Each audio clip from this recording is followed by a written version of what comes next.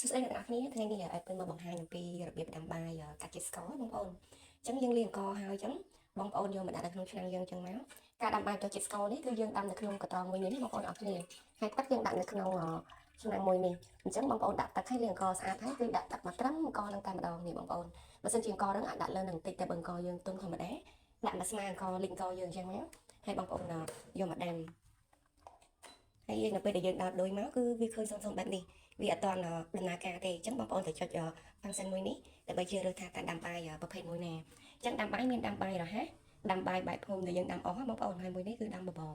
នេះគឺជាការដាំបាយបញ្ចុះជាតិស្ករបងប្អូនអរគ្នាហើយនេះគឺជាការចម្អិនដែលអត់ត្រាទឹកអាចថាជាដុតខេកឬក៏ដុតមន់អញ្ចឹងទៅនេះគឺជាកន្លែងចំហុយនេះគឺកន្លែង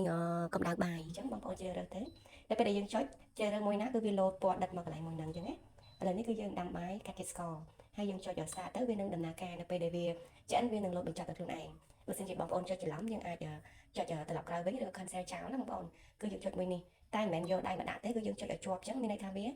ចាប់ដើមឲ្យយើងជ្រើសរើសកន្លែងដាំបាយថ្មីវិញអញ្ចឹងខ្ញុំនឹងជ្រើសរើសម្ដងទៀតគឺដាំបាយកាត់ជាតិស្ករ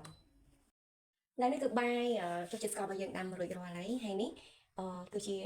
ការផ្ងុំបងប្អូននៅពេលដែលបាយយើងឆ្អិនគឺវាផ្ងុំអូតូអញ្ចឹងបងប្អូនចង់ផ្ងុំ5នាទី10នាទី15នាទីតាមចិត្តអញ្ចឹងណាឥឡូវនេះគឺផ្ងុំ18នាទីអញ្ចឹងយើងមើលបាយរបស់យើងណា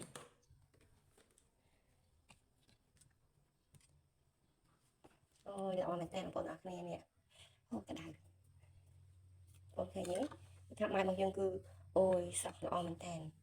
នេះគឺការដាំបាយកាត់ជាតិស្ករបងប្អូនចាំមើលនេះខ្ញុំមកបើកឲ្យបងប្អូនមើលដោយសារតែវាក្តៅអញ្ចឹងណាឥឡូវគឺខ្ញុំលើកឲ្យមើលតែម្ដងបងប្អូនឃើញទេគឺទឹកនៅខាងក្រោមណាទឹកនៅខាងក្រោមហើយបាយរបស់យើងគឺសោះល្អមែនតើហើយទឹកហ្នឹងគឺមានជាតិស្ករនៅក្នុងបាយរបស់យើងចឹងបងប្អូនហើយនេះគឺបាយរបស់យើងបងប្អូនឃើញទេគឺថាល្អមែនតើសោះល្អមែនតើបងប្អូនអរគ្នា